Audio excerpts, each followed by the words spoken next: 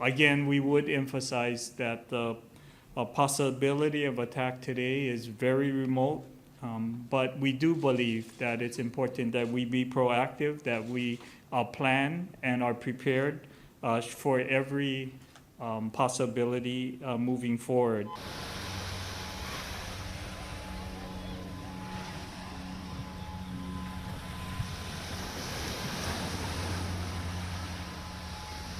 It's concerning.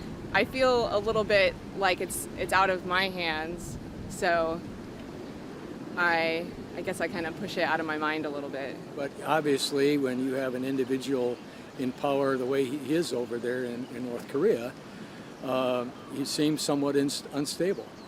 And because of that, I think precautions should be taken.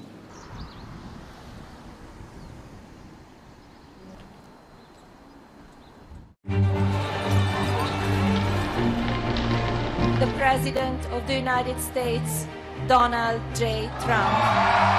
The fundamental question of our time is whether the West has the will to survive. This is an historic moment from which there can be no turning back.